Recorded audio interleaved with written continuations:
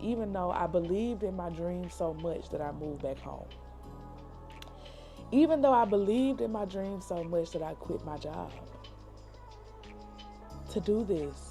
It's like I take these big leaps and then I allow myself to hit the ground. You know, I know like Doechii says, leap and the net will appear. And I keep like leaping and then like free falling because I'm like fucking terrified. Hey y'all, welcome to my channel. My name is Jasmine, aka the Kim Shady, and this is kind of veering away from what I normally do on my channel. I am currently reading The Artist's Way, and I'm low-key like getting in my Doechii bag. I kind of just want to document my journey and my process of reading this. And if y'all don't know, The Artist's Way is essentially a book that is created to basically help artists remove themselves, and not even just artists. It's really like the author essentially thinks that everyone is creative. It's by Julia Cameron. This is what the cover looks like. I'm reading it on my phone. My friend is real because she sent me the PDF. And so, yeah, I'm reading this and I just started with the introduction and I kind of just want to like document me going through it. And this is a me thing, you know. I think that my channel is for the people, right? It is to show like my life and share what I do on a day to day. But what I really, really love about YouTube and what I really want to lean into is using it for me, because I think one of the best things that it can be is like a tool to just see your own creative journey. I've talked about like how my YouTube channel and like editing and like all of that has really changed my life because it makes me aware of all of the things that I do and how I spend my time. So that is my favorite thing about like having a channel, and I think that seeing Doechii and seeing everything that she's doing, how can you not be inspired? You know what I'm saying? Like, how can you not want to do more and learn more and create more and be who you said you was gonna be before you got here? And yeah, so I started The Artist Way, and it's so wild because I only started the introduction. And I've been talking to my friend who sent me the PDF, the vitamin C, just about how it was just like one random day. I made a random tweet and I didn't even think about it. I just like tweeted it out. You know, I didn't think like, damn, are people gonna think this stupid? Like, should I say this? Should I not? It was literally, fuck it. I'm saying whatever I want to say. And in that moment, even though it was such a random tweet that didn't mean nothing, it wasn't nothing profound.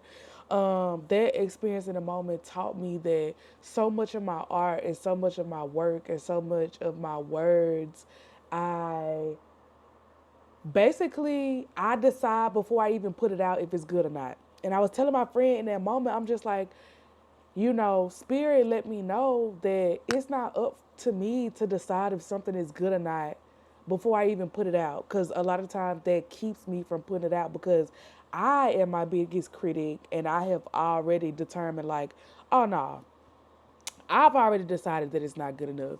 And so I think that as an artist, as a creative, so many of our ideas like disappear, dissipate, die because we already prescribe through our own understanding if it's good or not. Like we already decide if it's good or not. And it's not really up for us. And I've only read the introduction of The Artist's Way. And I kind of want to do these recaps like by chapter. And so I just read the intro last night. And that's one of the things that Julia is talking about that came up. And I'm just like, that spirit dropping the same shit on me and you was getting them same messages. And that's another thing. Like this is just gonna be like a random rant. You know what I'm saying? Like I 100% believe that ideas are not our ideas. I think that the universe, God, the ether, whatever you want to call this force that like keeps us going, I think that God gives, I think God just disperses ideas. And yes, it comes to you, but I believe that God needed to happen whether you do it or not. Okay, so it's like if God drops something in your spirit and you don't move on it, it's just gonna move on because it's not gonna not happen just because you don't get it done. And that's like a hard thing to sit with and a hard thing to be okay with because I can't even, count how many times I had an idea and I didn't move on it and then I see somebody else like doing the same thing. And it's because these ideas don't belong to us. Like as much as we want to like have ownership and like be critical and all of this stuff, like God is just like looking for a vessel. God is looking for a willing vessel. And if you find yourself not being a willing vessel, if you lean into fear and you lean into disappointment and you lean into like scarcity, all of that, that idea is going to go ahead and find its way to somebody else. And I'm laughing because I seen this TikTok recently that said Michael Jackson would get up and do an idea that he had, regardless of what time he got it, because he felt like God would give it to Prince. And I ain't gonna hold you, like he kind of ate with that because it's like, baby, this is just something that we need on this side. I don't give a fuck which one of y'all do it, okay? I don't care. This just needs to happen. And I love that it's so beautiful because it also lets us know like how intentional God is, and how we don't need to place ourselves and our ideas on a pedestal because baby, it ain't even about us. Like it's about the message, the art, the thing making it to this side. And so yeah, so I had that revelation like in my own home, before even opening up the artist way. And when I was reading the introduction, there's something, there's a quote that Julia has that I'm going to read. Okay, so I'm gonna read. So she's talking about her own creative process and how she learned to get out of her own way as a writer. And so she says, I learned to turn my creativity over to the only God I could believe in, the God of creativity, the life force Dylan Thomas called the force that through the green fuse drives the flower. I learned to get out of the way and let that creative force work through me. I learned to just show up at the page and write down what I heard. Writing became more like eavesdropping and less like inventing a nuclear bomb. It wasn't so tricky and it didn't blow up on me anymore. I didn't have to be in the mood. I didn't have to take my emotional temperature to see if inspiration was pending. I simply wrote. No negotiations. Good, bad, none of my business. I wasn't doing it. By resigning the self conscious author, I wrote freely. Yeah, and so some questions that came up for me while I was reading this chapter that, I hope to keep in my day to day, like creative practice. One of the questions is, what if I stop being preoccupied with if something I create is good or not? What could I create? What could I put out? What could I do if I didn't stop myself because I thought that it was bad? Like, what would I already have done? Like, what would I have already practiced? Like, what would I have already like perfected if I didn't assign it good or bad in the beginning? If I didn't think it needed to be perfect right now? What if I became okay with being a fucking beginner? Like, what if I became okay with just like putting it all on the page and like just doing it, and not giving a fuck about if I think it's good or not? Because if this is being dropped in my spirit, if ancestors, God, whoever is like speaking to me and giving me this, who am I to say? Who am I to decide if it's good? It's not up to us to decide things. I'm so worried about judging something when ultimately it's not for me to decide. And that's what I want to lean more into. Like, I want to get out of my own way and out of my own head when it comes to what I'm supposed to do on this side. Like, because I can't lie, like, I don't know that there is something. You get what I'm saying? And this may be the Gemini in me, but my problem is that literally anything I put my hands on, I'm good at. Okay? Like, and that's no tea. That's, that's not me like trying to brag or anything. But I really am just like a multifaceted, multi creative, like multi hyphenate creative being. Like, I do a lot. I love a lot. I think that writing is my foundation, but from writing, so much grows. Like,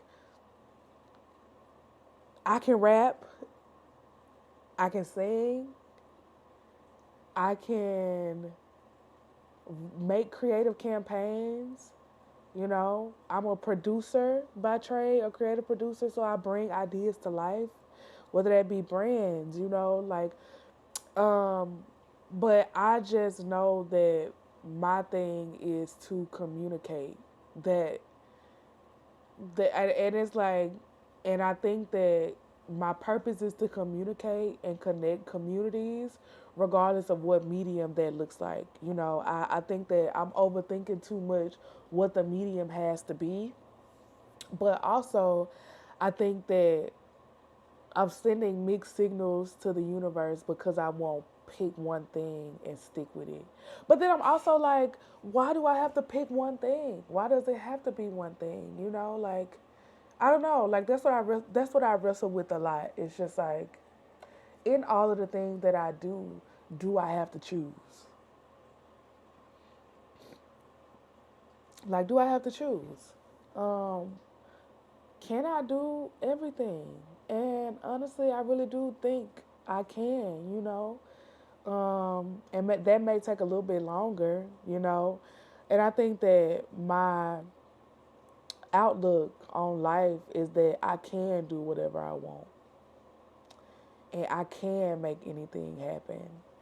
And I want to get out of my head about like if what I'm doing is good enough. Like I have this platform, Sip Talk Media, and I love it so much. Like it's about highlighting Mississippi people, Mississippi culture, um, because I love being from Mississippi. I love being from here, and it's a love that I discovered late in my life. Like I didn't know that I could really love Mississippi until I left Mississippi. And once I left, I was able to get a real clear understanding about who I am and the people that I come from, and like how Mississippi has always been at the forefront, and how Mississippi, especially whenever I talk about Mississippi, I'm always talking about Black Mississippi, but the way that Black Southern culture, Black Mississippi culture has set the stage for American culture. Okay, like music was literally birthed here. Okay, we say the blues, but from the blues, all things flow. Um, and I have this platform, and I keep tricking myself out of doing it till its full potential because I'm so terrified of like showing up and like being in front of the camera and telling the stories, even though I believed in my dream so much that I moved back home. Even though I believed in my dream so much that I quit my job to do this. It's like I take these big leaps and then I allow myself to hit the ground. I know like Doechii says, leap and the net will appear. And I keep like leaping and then like free falling because I'm like fucking terrified. And I'm tired of being terrified. I'm tired of like chasing perfection when it literally don't exist. And that's not true. There's a series that I want to do. I ain't no preacher, but don't push me.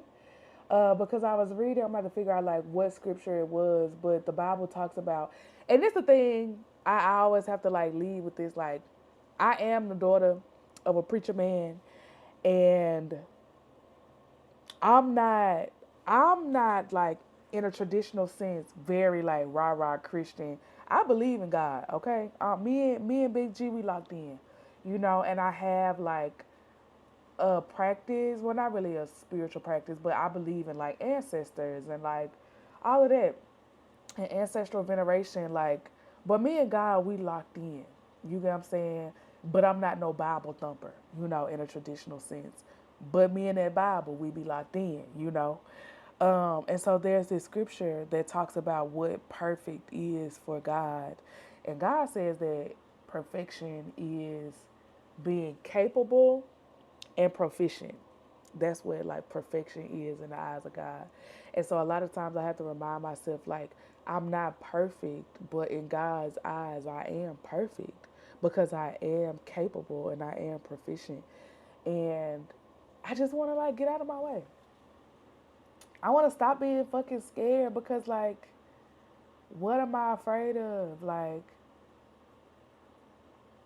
the thing is to just do it. And I know that sounds it's supposed to be like so easy, but it's not. But I'm finna get in that. I'm really finna get on that. I'm I'm done doubting myself. And so that's what like this series is about. I just want to like document my journey through the artist way and like finding myself being led like back to the foundation, you know. And I don't know how this shit gonna play out. I just know there's something in me that is pushing me and telling me that I am meant for something big. But I just don't know. I don't know what's gonna hit. It feels like playing the fucking lottery. Cause I'm like, I don't know what's gonna hit. I don't know if it's gonna be me being a fucking social media personality. And not even just social media. I don't know if it's gonna be me being a personality. Like, if it's gonna be me being like a cultural producer, if it's gonna be me running an all black operated media company, if it's gonna be me being a rapper, I don't fucking know. I don't know what it's gonna be. But I just know when something drops in my spirit and I feel the urge to create and share and be vulnerable and let my inside out, I'm gonna do it. And I don't know what that look like. I don't know. I don't know. And that's what's. Anyways, there's something. There's something that's happening. And the point of this video is to just document that I read the introduction to the Artist Way. And my lesson from that introduction is I don't need to prescribe if something is good or not. That's not my decision to make. I'm just here to create, whatever that looks like, in whatever medium. That's all I got. So I'll see y'all for when I do chapter one. I'm gonna read chapter one today, and then do another upload tomorrow. Cause I just need to practice. I feel like I don't do nothing. There's only a few things that I do every single day, and that's like bathe, brush my teeth, eat, and even look. Some of that shit can disappear if I'm depressed. But I'm looking forward to having a daily practice and sharing it. So, yeah, reading the Artist Way. I'm gonna let y'all know how chapter one goes. We can link up, talk about it, and if you want the PDF, let me know. I can send you the PDF and share, and we can all do this journey together. Cause I mean, why the fuck not? They said, "Don't you the Lulu? You a little screw." And look what being a fucking Delulu loose screw bitch got my girl. Cheers to being Delulu loose screw. Delulu loose screw.